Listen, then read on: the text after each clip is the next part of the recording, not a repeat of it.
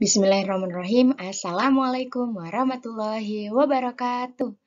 Halo, kembali lagi bersama saya Intania Mauza. Di sini saya akan mencoba mempraktekkan yaitu micro teaching pada materi turunan fungsi aljabar kelas 11 SMA. Simak videonya berikut. Halo, Assalamualaikum anak-anak. Waalaikumsalam, Bu. Kalian apa kabar hari ini?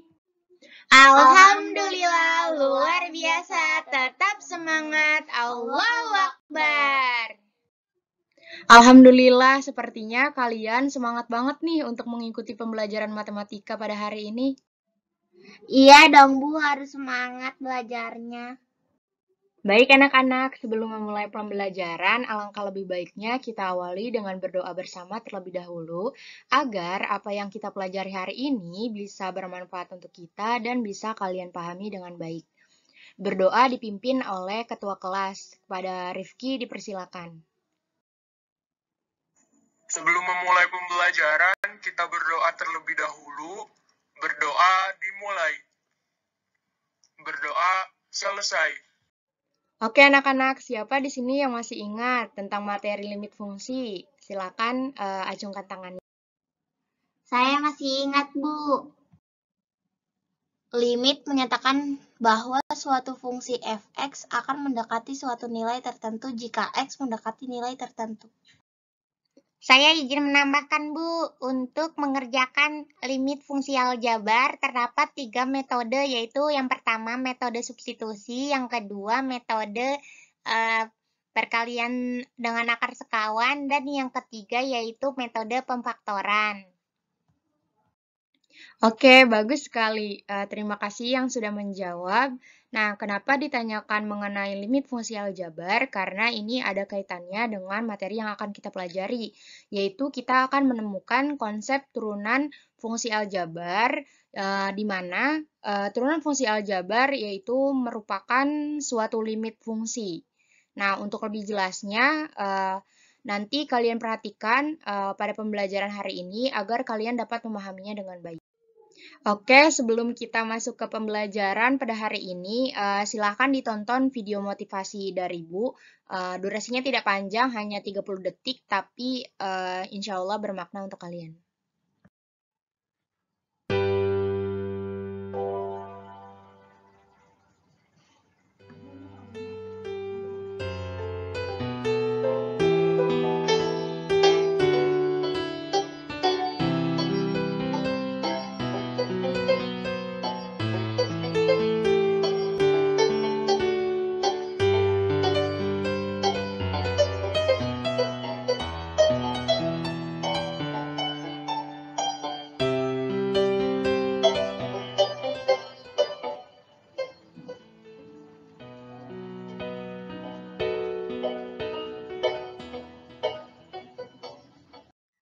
Yang ingin berkomentar atau memberikan tanggapan terhadap video yang tadi sudah ditayangkan, dipersilakan untuk mengacungkan tangan terlebih dahulu.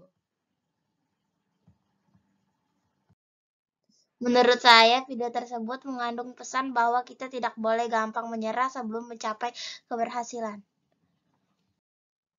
Oke, benar sekali. Nah, apa yang dikatakan teman kalian itu benar ya. Kita tidak boleh gampang menyerah sebelum mencapai keberhasilan.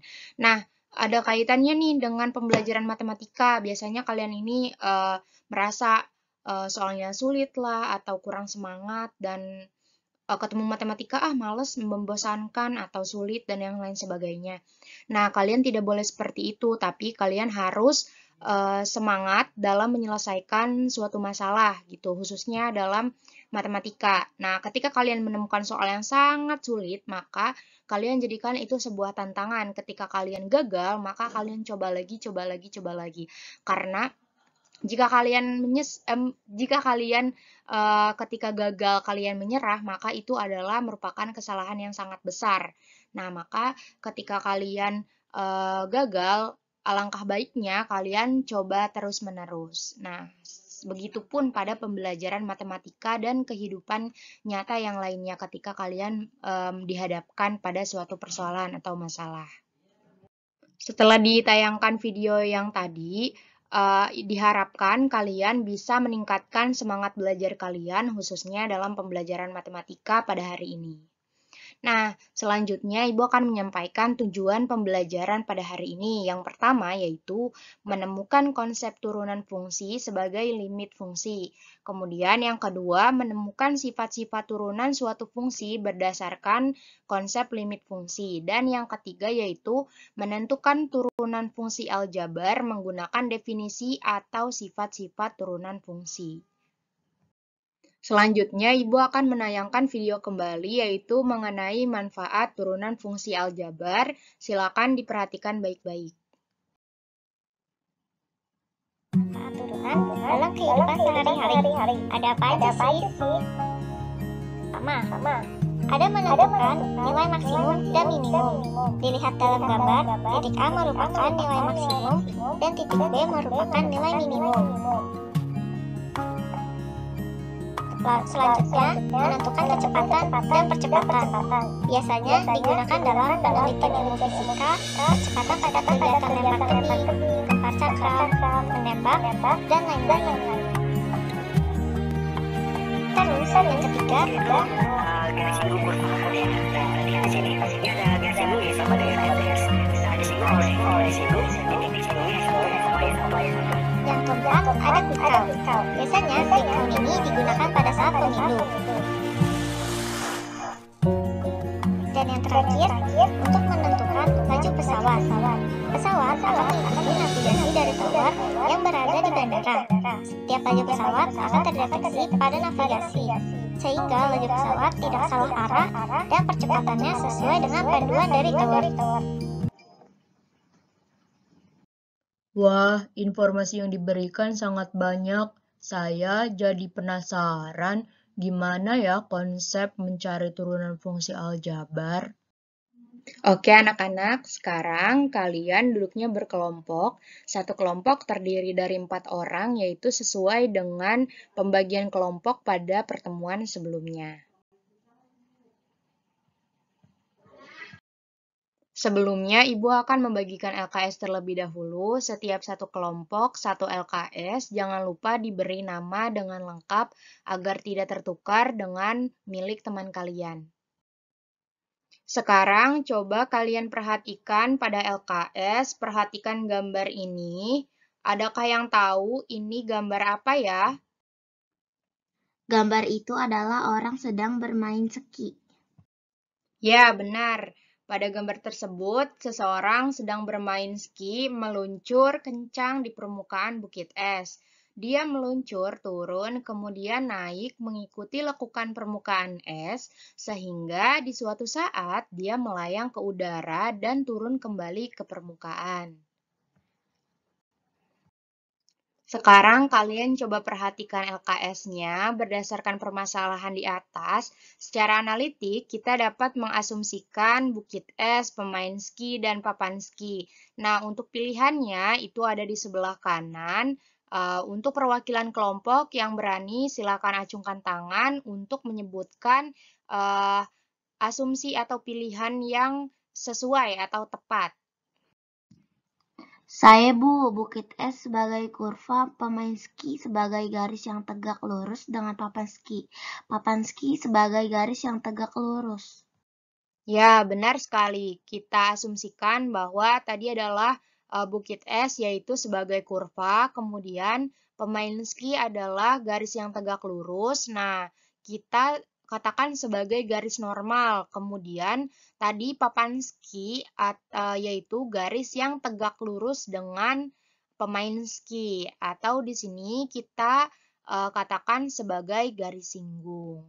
Kemudian ada lagi yaitu garis sekan atau tali busur. Nah, coba diperhatikan gambarnya. Ini terdapat titik Q yaitu X2, Y2 dan titik P X1, Y1. Nah, Q ini adalah kita katakan sebagai letak pemain ski di awal sebelum ia meluncur ke atas atau melayang ke udara. Nah, kemudian titik P ini adalah puncaknya gitu, puncak bukit esnya ketika pemain ski tersebut akan melayang ke udara, seperti itu. Kemudian kita misalkan pemain ski bergerak dari titik Q yaitu X2, Y2 dan melayang ke udara pada titik P yaitu X1, Y1. Pemain ski akan bergerak dari titik Q mendekati titik P. Nah, kemudian kita perhatikan gambar yang tadi, semua garis yang menghubungkan titik Q dan titik P itu disebut tali busur atau garis sekan dengan gradien. Nah, di sini kalian ingat-ingat lagi yaitu tentang gradien, rumus gradien, yaitu di sini kita akan mencari gradiennya seperti gradien biasa atau M sekannya, yaitu gradien garis sekan. Nah, kalian silahkan isi, silahkan diskusikan. Selanjutnya, misalkan X2 sama dengan X1 ditambah delta X dan Y2 sama dengan Y1 ditambah delta Y. Nah, jika delta X-nya semakin kecil, maka Q akan bergerak mendekati titik-titik, silahkan kalian isi. Kemudian, jika delta X mendekati 0, maka Q-nya akan mendekati titik siapa yang tadi sudah kita misalkan. Seperti itu. Kalian coba diskusikan dengan teman kelompok kalian. Jika ada yang kurang paham atau masih bingung, boleh bertanya. Nah, tadi kita katakan bahwa garis sekan atau tali busur adalah semua garis yang menghubungkan titik P dengan titik Q. Nah, kita tahu kalau pemain ski itu kan mendekati titik P ya, maka dari titik Q tersebut dia akan mendekati, melewati titik-titik yang banyak. Ini jika dihubungkan maka akan membentuk garis sekan juga yang banyak, yaitu garis yang menghubungkan titik P dengan titik Q. Nah, kemudian, jika Y sama dengan Fx, maka gradien garis sekan atau PQ adalah M sekan sama dengan Fx2 dikurang Fx1 dikurang X2 dikurang X1. Tadi sebelumnya kita sudah memisalkan bahwa X2 sama dengan X1 ditambah delta X dan seterusnya. Nah, kalian coba lengkapi agar rumus M sekan ini menjadi lebih sederhana. Oke, Ibu berikan waktu 5 menit untuk berdiskusi dengan teman kalian. Setelah itu, untuk kelompok 1 perwakilannya disilakan untuk menjelaskan atau mempresentasikan hasil diskusinya. Karena sudah 5 menit, silakan kepada perwakilan kelompok 1 untuk mempresentasikan hasil diskusinya. Baik, di sini saya akan coba menjelaskan hasil diskusi kelompok 1. Misalkan pemain ski bergerak dari titik Q yaitu X2, Y2 dan melayang ke udara pada titik P X1, Y1. Ia bergerak dari titik Q mendekati titik P. Semua garis yang menghubungkan titik Q dan titik P disebut tali busur atau garis sekan dengan gradien. Maka di sini kita ingat rumus gradien garis yang melalui dua titik, yaitu Y2 dikurang Y1 per X2 dikurang X1 atau sama dengan delta Y per delta X. Misalkan X2 sama dengan X1 ditambah delta X dan Y2 sama dengan Y1 ditambah delta Y. Jika delta X semakin kecil, maka Q akan bergerak mendekati P. Karena kalau misalkan semakin mendekati, maka kan jaraknya atau delta X-nya semakin kecil. Jika semakin kecil, maka delta X-nya tersebut akan mendekati 0. Sehingga Q yaitu mendekati P. Selanjutnya yaitu jika Y sama dengan Fx, maka gradien garis sekan PQ adalah M sekan sama dengan Fx2 dikurang Fx1. Nah, Fx2 ini kan adalah sebenarnya nilai Y2 ya, kemudian Fx1-nya yaitu Y1 per X2 dikurang X1. Karena tadi kita sudah memisalkan kalau X2 adalah X1 ditambah delta X, maka kita tinggal substitusi saja atau kita ganti. Maka diperoleh Fx1 ditambah delta X dikurang Fx1 per X1 ditambah delta X dikurang X1. Nah, Karena yang penyebutnya ada X1 dikurang X1, maka akan hilang atau habis.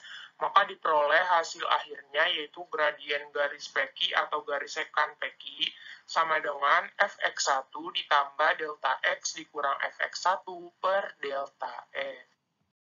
Terima kasih kepada kelompok 1 yang telah mempresentasikan hasil diskusinya. Apakah dari kelompok lain ada yang berbeda jawabannya atau ingin menambahkan? Tidak, Bu. Hasilnya sama. Baik, coba kalian perhatikan.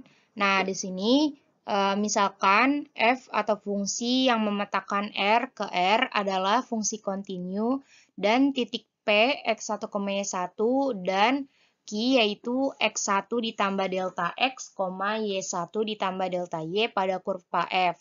Nah, garis sekan menghubungkan titik P dan titik Q dengan gradien M sekan sama dengan Fx1 ditambah delta X dikurang Fx1 per delta X seperti yang sudah kalian temukan tadi.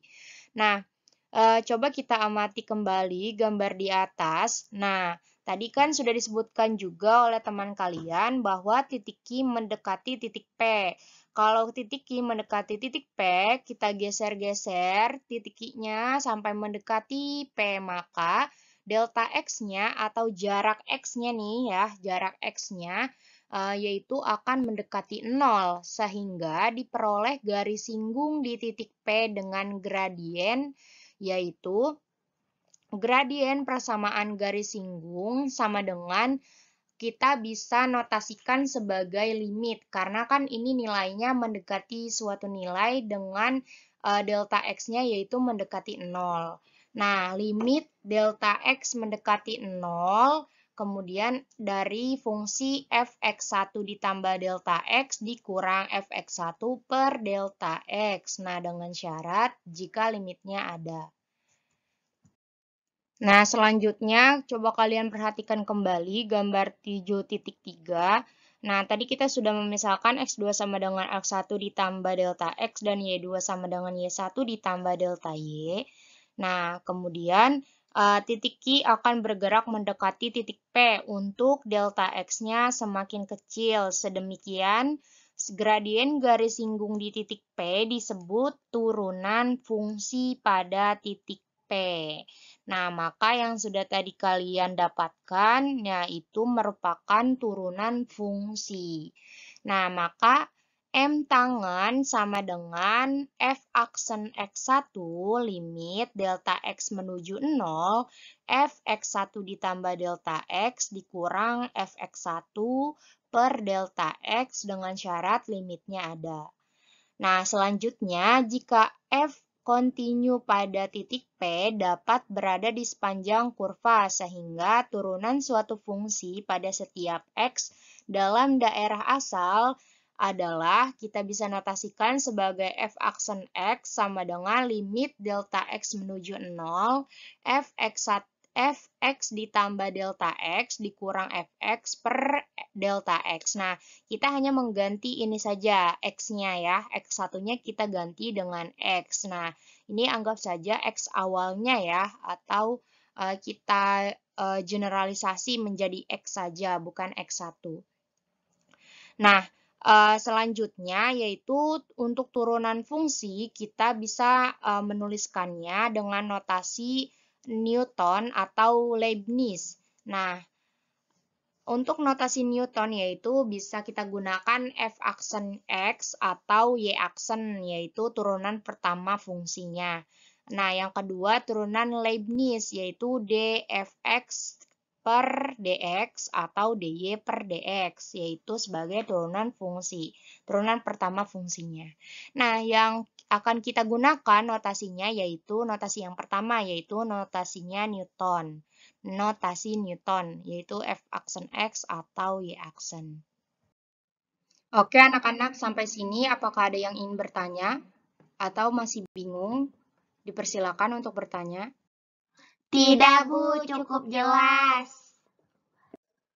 Oke anak-anak, karena tadi kita sudah menemukan bahwa konsep turunan fungsi aljabar yaitu sebuah limit fungsi. Nah, sekarang kalian coba kerjakan secara berkelompok, yaitu menentukan turunan pertama dari fungsi-fungsi berikut dengan menggunakan konsep limit. Yang pertama yaitu fx sama dengan 2, yang kedua fx sama dengan 3x, dan yang ketiga fx sama dengan x pangkat 2. Nanti setelah ini, seperti tadi, salah satu perwakilan dari kelompok akan mempresentasikan hasil diskusi kelompok kalian. Nah, untuk karena waktunya terbatas, mungkin nanti akan kita bahas 1 atau 2 saja. Baik, karena waktunya sudah habis, silakan kelompok 2 untuk menjelaskan atau mempresentasikan hasil kelompok kalian. Boleh untuk yang A, B, atau C, terserah, pilih salah satu saja. Baik, saya akan menjelaskan hasil diskusi kelompok 2. Saya akan menjelaskan bagian C, yaitu fungsinya fx sama dengan x pangkat 2. Maka turunan pertamanya dengan menggunakan konsep limit, f aksen x sama dengan limit delta x menuju 0, fx ditambah delta x dikurang fx per delta x. Kemudian, karena di sini fungsinya x pangkat 2, maka limit delta x menuju 0, kemudian x ditambah delta x pangkat 2 dikurang x pangkat 2 per delta x. Maka karena yang x ditambah delta x-nya kita kuadratkan, akan diperolehkan x pangkat 2, 2x dikali delta x dan delta x kuadrat, dikurang x kuadrat. Karena sama-sama ada x kuadrat, maka akan hilang atau habis. Nah, maka sisanya adalah 2x dikali delta x, kemudian ditambah delta x kuadrat per delta x. Kemudian kita faktorkan, delta x-nya dikeluarkan, maka akan diperoleh limit delta x menuju 0, yaitu 2x ditambah delta x. Karena ini sudah tadi kita olah, maka kita substitusikan delta x-nya kita masukkan yaitu 0. Maka akan diperoleh turunan pertama dari x pangkat 2 yaitu 2x. Seperti itu. Terima kasih kepada kelompok 2 yang sudah mempresentasikan hasil diskusinya. Apakah dari kelompok lain ada yang jawabannya berbeda atau sama dengan kelompok 2? Tidak, Bu, cukup jelas. Oke, jika tidak ada yang ingin bertanya, kita lanjut ke sifat-sifat turunan fungsi aljabar. Nah, di sini berdasarkan soal yang sudah kalian kerjakan, yaitu soal yang 1, tadi sudah dibahas 1 ya. Nah, yang untuk bagian A, yaitu turunannya hasilnya adalah 0, kemudian yang nomor 2-nya yaitu hasilnya 3. Nah, di sini kita akan menyimpulkan berdasarkan soal nomor 1, coba dipersilakan kepada kelompok 3 perwakilannya untuk menjelaskan hasilnya. Saya perwakilan dari kelompok 3, yaitu untuk sifat-sifat turunan fungsi aljabar berdasarkan soal nomor 1 yang sudah kita kerjakan, maka jika ada fungsi fx sama dengan k atau konstanta, maka turunan pertamanya adalah pasti 0 walaupun konstantanya berapapun. Nah, kemudian yang kedua yaitu jika fx sama dengan ax, maka turunan pertamanya adalah f aksen x sama dengan a atau koefisien dari x-nya. Nah, kemudian yang ketiga, jika fungsi fx sama dengan a x pangkat n dengan syarat n-nya bilangan asli, maka turunan pertamanya adalah f aksen x yaitu n dikali ax pangkat n dikurang 1. Nah, ini merupakan kesimpulan berdasarkan tadi yang sudah kita kerjakan soal nomor 1 dengan menggunakan konsep limit fungsi. Seperti itu, Bu. Oke, terima kasih kepada kelompok 3 yang sudah mempresentasikan hasilnya. Ya, benar sekali tadi ya. Untuk turunan dari suatu konstanta, maka yaitu turunan pertamanya yaitu 0. Kemudian untuk fungsi yang berbentuk AX, maka turunan pertamanya adalah A atau koefisiennya. Dan untuk turunan pertama dari bentuk A dikali X pangkat N, maka sama dengan N dikali AX pangkatnya dikurang 1, yaitu N dikurang 1. Nah, untuk sifat-sifat turunan yang lain, yaitu masih ada ya masih ada ya anak-anak, yaitu untuk nomor 4 sampai nomor 7. Untuk buktinya, silahkan kalian buktikan sendiri dengan menggunakan konsep limit sebagai latihan mandiri. Baik, alhamdulillah pembelajaran kita pada hari ini sudah selesai sampai sifat-sifat atau aturan-aturan turunan fungsi aljabar. Nah, siapa di sini yang berani untuk menyimpulkan pembelajaran kita pada hari ini? Saya, Bu, ingin mencoba untuk menyimpulkan pembelajaran pada hari ini. Nah, hari ini kita sudah belajar turunan fungsi aljabar. Nah, di mana sebenarnya turunan fungsi adalah sebagai limit fungsi, yaitu jika kita mau mencari turunan pertama dari fungsi f(x), yaitu maka kita akan mencarinya, yaitu f aksen x sama dengan limit delta x menuju 0, kemudian fx ditambah delta x dikurang fx per delta x. Kemudian kita juga sudah belajar sifat-sifat aturan-aturan turunan fungsi aljabar yang beberapa sudah kita buktikan. Contohnya yaitu yang pertama, jika fungsinya merupakan konstanta, maka turunan pertamanya adalah 0. Dan jika fungsinya adalah berbentuk AX, maka turunan pertamanya adalah koefisiennya atau A-nya. Seperti itu, Bu.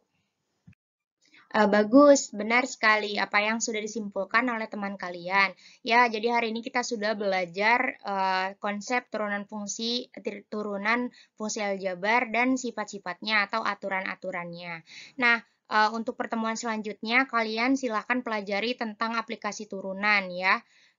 Untuk pertemuan pada hari ini kita cukupkan dengan membaca hamdalah bersama-sama. Alhamdulillahirrabbilalamin. Dari Ibu, kurang lebihnya mohon maaf. Wassalamualaikum warahmatullahi wabarakatuh. Tetap semangat belajarnya dan tetap jaga kesehatan. Jangan lupa tetap memakai protokol kesehatan jika kalian berada di luar rumah.